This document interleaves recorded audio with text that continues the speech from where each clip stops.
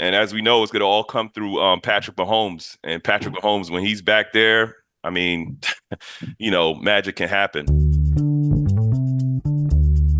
Greetings and salutations, and welcome to the Odd Coaches Podcast. I am your host, Dr. Keith Adams, and on today's Top Shelf Tuesday edition, we are previewing the AFC West in advance of the 2025 NFL season. Now, fans, the Odd Coaches Podcast is entering its fifth season of covering the National Football League, and yes, we talk about things for entertainment purposes only, but we're for the casual fan. So in segment one, we'll give you an overview of each and every team in the AFC West. Segment two, we'll give you driving questions. I'm still an educator, driving questions. And then in segment three, we'll talk about things strictly for entertainment purposes only. With us today, Captain for Life, Will Cotton, and on his maiden voyage, MEAC's favorite son, D. Jamal Kirby. So we're looking forward to hearing from our panel. So let's get started. Kansas City Chiefs, over-under is 11.5. And as George Ockert was here, he would talk about the King and Patrick Mahomes and all of that. But, man, they got defeated in the game of Super because we don't have the rights to say it. Will, we taking the over-under on Kansas City this year, or reports of my death greatly exaggerated? Man, take the over for me on the Chiefs. I think they have a brutal stretch in October where they play Lions, Commanders, Bills, Broncos. Oh my! But after that, it's a lot of winnable games for them. You know what I'm saying? They're a tough team. And again, it's not 16 games anymore. It's 17. So they can mess around a little bit or like that. So I still think they have a really good defense. They're still solid there. The offensive line is going to get a little better. So I expect them to get maybe 12, 13 wins. All right. So let's take a look at this just from a coaching standpoint. They've played a lot of games the last few years because they've gone deep into the postseason. Travis Kelce's in much better shape. So his girlfriend didn't have him on the road this summer. But who is he throwing to? And did the line really get better? So these are questions that I'm thinking about. D. Jamal, what are you thinking about the Kansas City Chiefs, sir? Well, I mean, looking at their draft strategy that they had this year, they went with offensive tackle from Ohio State, Josh Simmons, in the first round. So they're trying to shore up that offensive line. They also drafted a running back to go behind. Matter of fact, the guy from Pacheco from South Jersey. So they're gonna have some depth at running back. They shored up the offensive line, which looks good. And as we know, it's gonna all come through Patrick Mahomes. And Patrick Mahomes, when he's back there, I mean, magic can happen. All right. So we're going to move on to the Los Angeles Chargers. Over under is 9.5. Jim Harbaugh, he made an impact and he's looking to make another impact. I know he is not your favorite coach, Cotton, but you got to admit that 3 yards in cloud of dust worked out well for him. Justin Herbert's not getting his numbers, but as long as he gets the wins, maybe that's the way to go. What do you think about the Chargers, sir? Man, 9.5 is kind of tight for me, and it really kind of depends on Justin Herbert at the end of the day, but give me the under. I think the under, the reason why is because there's a mystery of who's going to make plays on the offensive side of the football, and week to week, they don't have that superstar that's going to come in and say, okay, well, me, I'm good for a touchdown and 100 yards or whatever. So they're going to have to figure that out. And I don't think Justin Herbert is good enough to make other people better just yet. I think he needs more help to make him shine a little bit more. So give me the under, but it'll be 9, not like something bad like 6 or 5. They're going to run the ball, though. They're going to control the clock. Najee Harris is hurt. They're lying about this injury. He's gone. He's talking about. Is that the fireworks guy or something? I think Herbert is good for 10 wins. He could definitely do 10 wins. I mean, Lad McConkey, he's going to come on this year. He's going to be that possession receiver. Who else do they have? They have Quentin Johnson. They definitely have some guys that can make some plays and at least possess the ball. And with Herbert's good. He's a good quarterback in the regular season. We got a guy that can, he can sling it. He could score points. He could run it up. As long as he's healthy, they definitely can get 10 wins. There's no problem with that.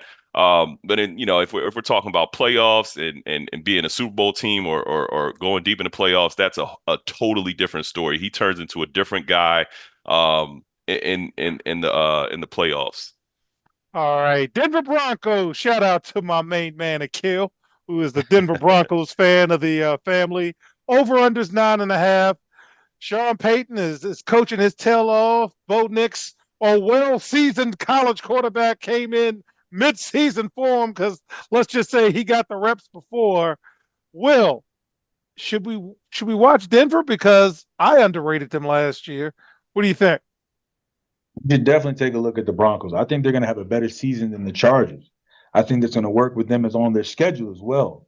Because if you look at their schedule, there's a lot of good highlights. First of all, back in early games, about three out of the 4 games, their first 4 games are very easily winnable games. Then they meet New York and Giants back-to-back weeks. So you're talking about that's a right good matchup for them. And then at the same time, there's not a stretch in their season where they will play 2 tough teams back to back. They'll play a tough team, bum, like that. So I think that's a recipe for them to really win and really shine, And Sean Payton's going to have them ready to go as long as they stay healthy. And if they can really feature Cortland Sutton a lot more in the red zone when they did, and especially in the later of the season, they can really get those 10 wins. I think they'll be the sneaky team. All right, DJ, your teammate's a Broncos guy, so I know you've got some insight. What do you think about the Uh, Denver Broncos? I think they are starting to be more of the identity of Sean Payton, and Sean Payton's he's a winner. He's going to have a good defense. They added what is it, Savion Jones and Jahdae Barron on the defense. Bo Nix is just only going to get better. Athletic quarterback that can make plays in tight situations. So based on that, I mean they're projected to go 8-9, but I think they can squeak out 2 more wins, and they could get over that hump and be over 10 wins. All right. And finally, shout out to Sean Sears, all-time winningest player in Coach Adams' history, the Las Vegas Raiders. Over under 7.5. I like Pete Carroll. I've always liked Pete Carroll. Jeez. I like Geno Smith because he's boring. And you got a good running back. You got somebody to throw to. You got a tight end. You got a dump off guy.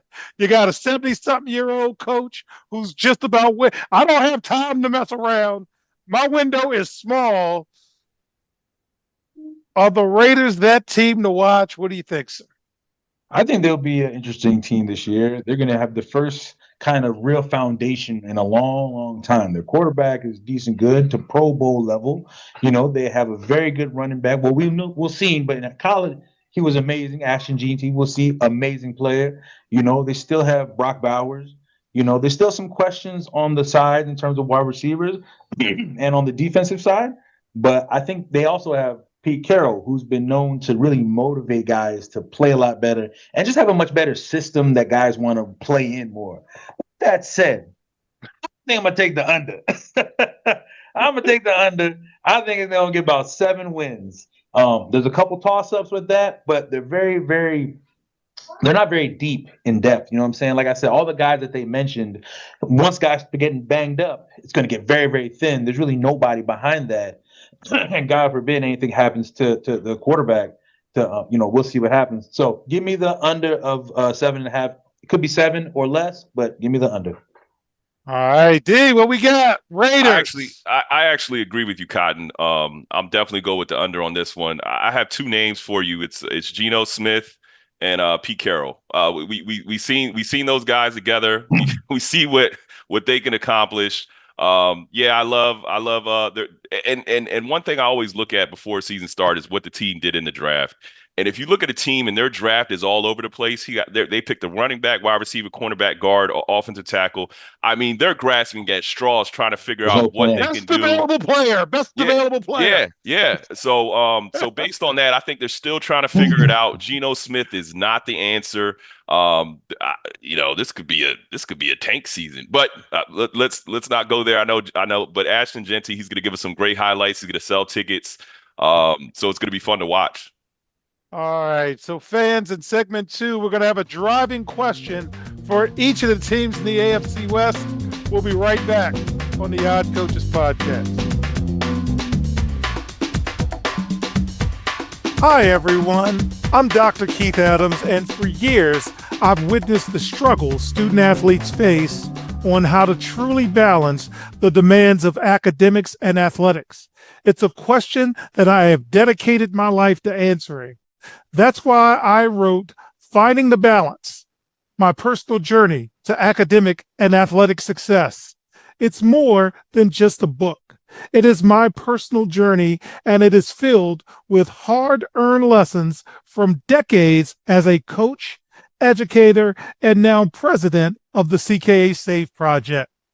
Inside, you will find practical advice, real-life stories, and a clear roadmap to help student athletes, coaches, and parents navigate the complex world of balancing sports and education. And now I am thrilled to bring this message to a wider audience as a proud member of the Cascade Sports Network. We're partnering to amplify these crucial conversations about student-athlete success. I believe every student-athlete deserves the opportunity to reach their full potential, both on and off the court and the field. You can purchase your copy directly from our website at www.ckasaveproject.org. Join me and the Cascade Sports Network as we work together to help every student-athlete succeed. Welcome back to the Odd Coaches Podcast in segment 2. Just like any good educator, we have a driving question. Will Kansas City Chiefs, are they world champions still, or are we secondary title holders? Are we the U.S. champ? Are we the Intercontinental champ? What are we in terms of Kansas City?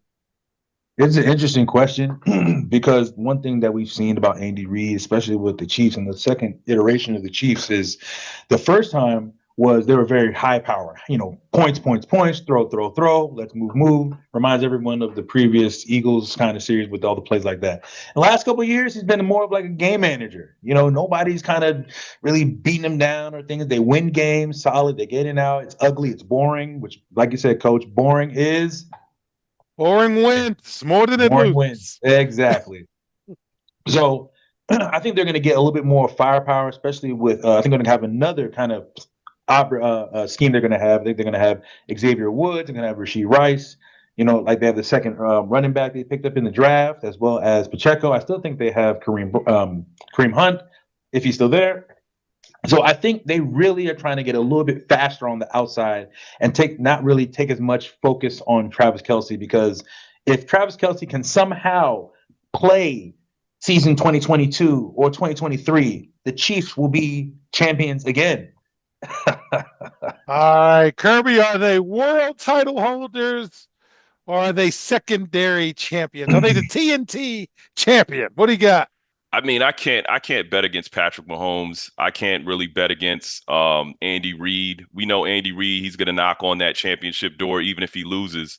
I mean, they have a solid foundation with Isaiah Pacheco. They got Hollywood Brown, Rashee Rice, Jalen Royals, and they drafted the offensive tackle. So they're trying to keep Patrick Mahomes clean. And I think as long as Patrick Mahomes is clean and he's able to be back there and be a playmaker, along with, I believe, the defensive lineman, Chris Jones, as the anchor. And if Chris Jones can stay healthy, I feel like he was having some health issues towards the end of the year last year.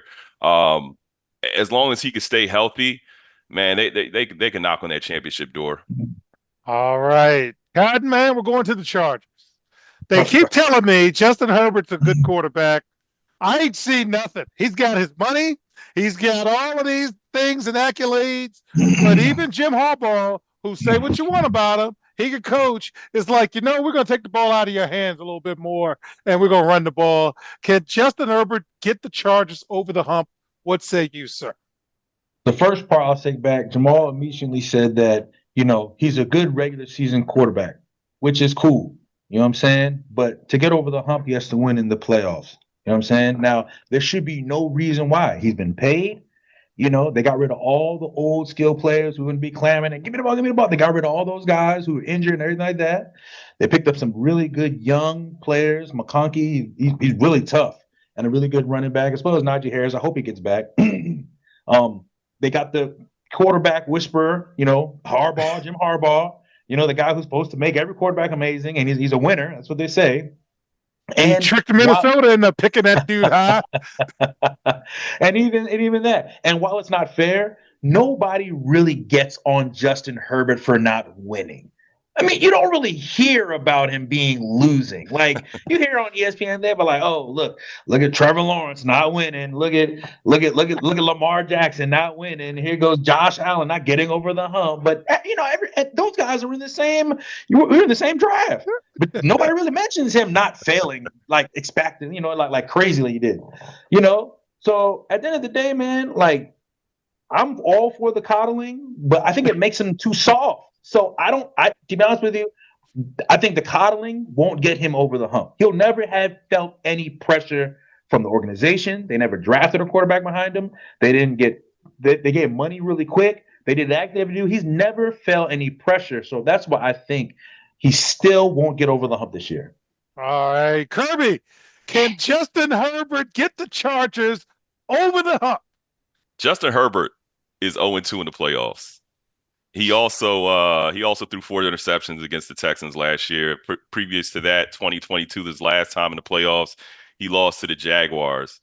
So I don't think he got it. He ain't it. Let's just be completely honest. Justin Herbert ain't it. It doesn't matter who they put around him. They're going to continue to disguise. Eventually, they're going to have to draft a quarterback, and I think with the next quarterback that comes around, I think the team will start to come together. I think Herbert's just one of those guys. He's one of those Kirk Cousins type guys. No.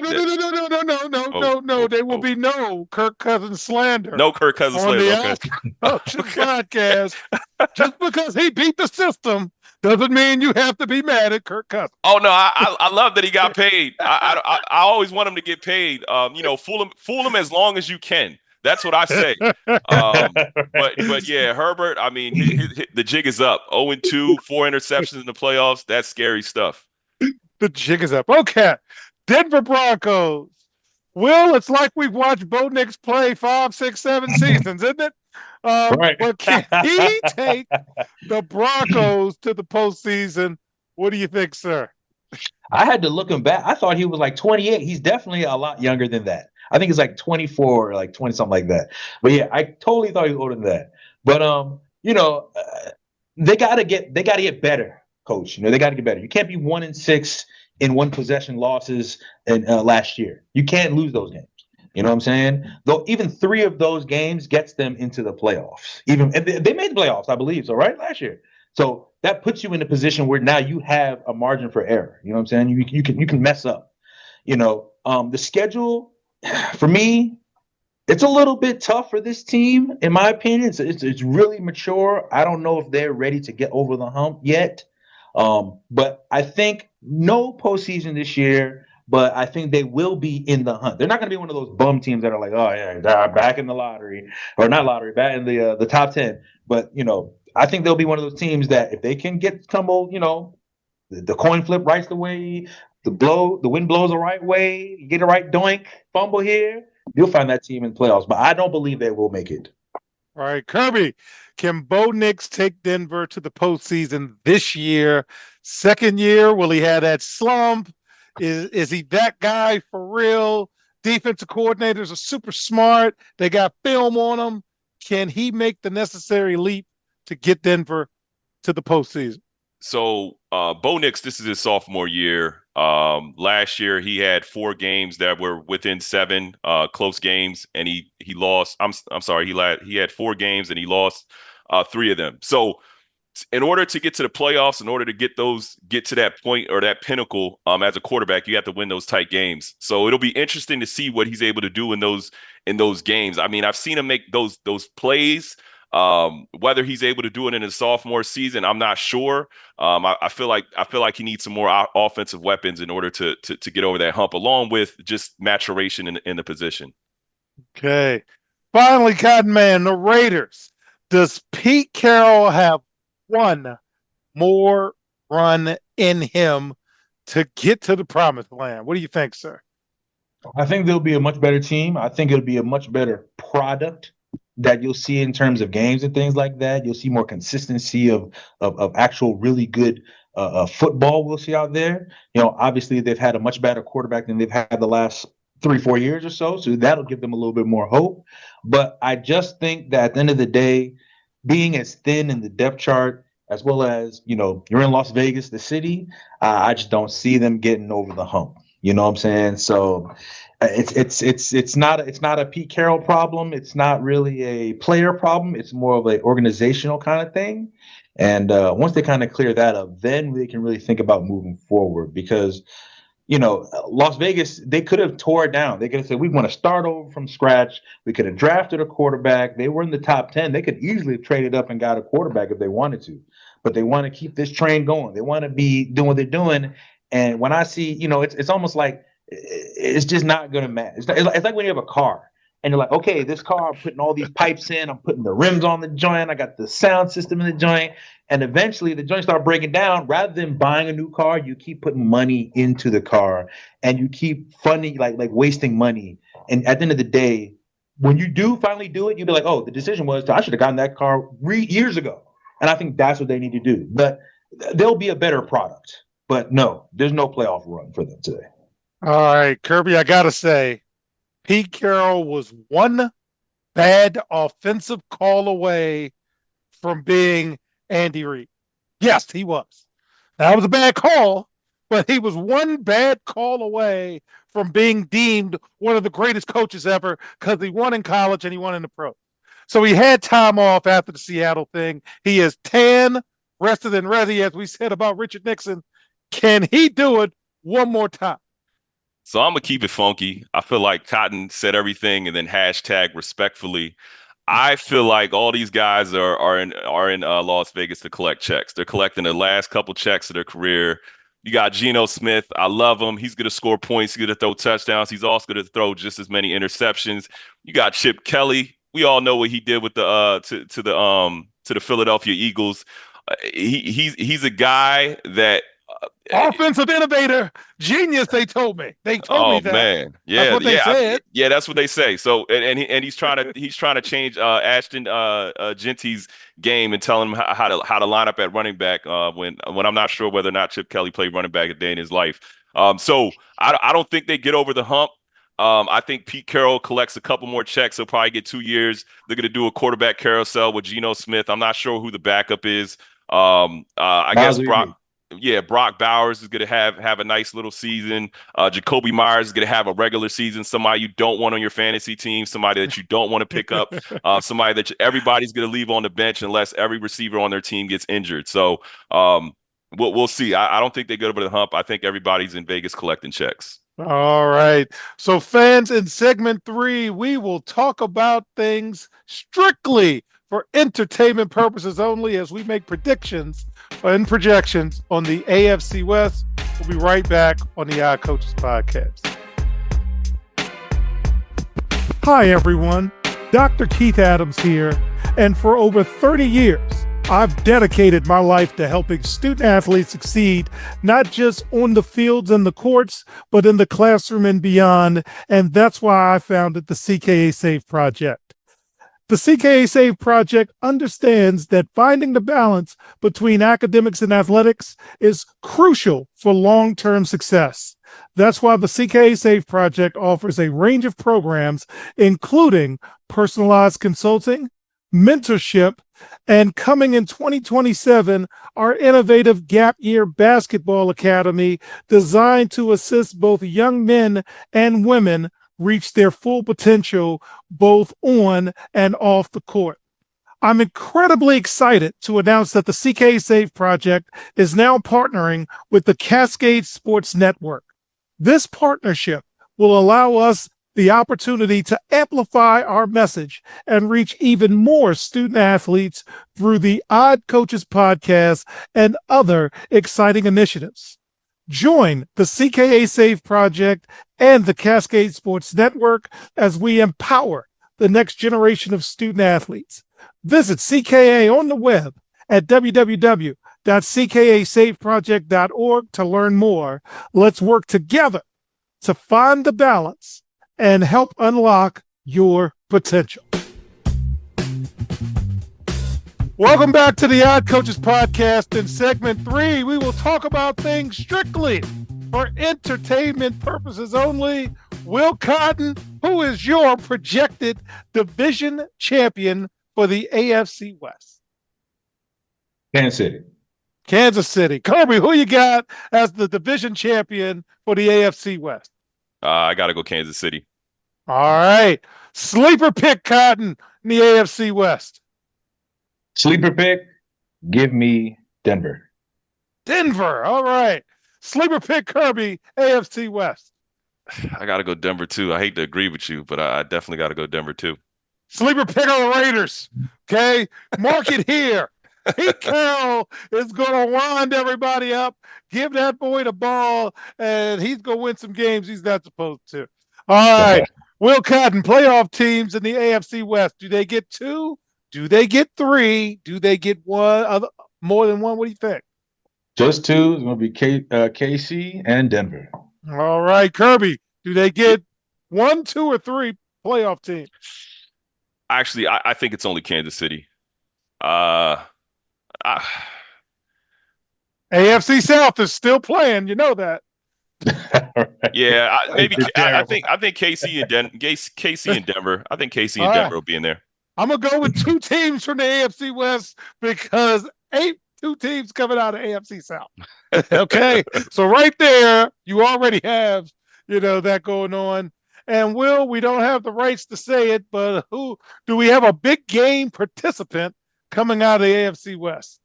Oh yeah, definitely the barbecue capital of the Midwest, Kansas City. Okay. Kirby, do we have a big game participant? Because we can't say things that start with super. Oh yeah, absolutely. I mean, you can't count them out. Can't count Andy Reid and Mahomes out of the big dance. All right, living in the past is a sign of getting old. All right, so on behalf of our cavalcade of stars, I'm Dr. Keith Adams saying thank you for listening and or watching the Odd Coaches Podcast, also seen on the Cascade Sports Network, and we will see you on the sidelines. Until next time, take care. The Odd Coaches Podcast is sponsored by the CKA Save Project. The CKA Save Project is an industry leader in providing student-athlete academic and athletic support. From assessing student-athletes' academic and athletic skills, to measuring and monitoring student-athlete academic progress, to improving student-athlete time management and organizational skills, the CKA Save Project provides wraparound services for student-athletes from middle school through college. For more information, visit us on the web at www.ckasafeproject.org or schedule a free consultation with Dr. Keith Adams by emailing cka@ckasafeproject.org. We hope you enjoyed today's show. The Odd Coaches Podcast drops new episodes every Tuesday through Friday on most weeks. Make sure you subscribe to the Odd Coaches Podcast on Apple Music, iHeartRadio, Podbean, Spotify, and YouTube. Follow the Odd Coaches Podcast on Twitter and Instagram at Odd Coaches. Follow Dr. Adams on Twitter and Instagram at CKA Save Project. In addition, follow Coach Mike Francis on Twitter and Instagram at Coach Franchise, spelled Coach Franchize. For more information about the CKA Save Project, please visit them on the web at www.ckasafeproject.org. See you next time on the Odd Coaches Podcast.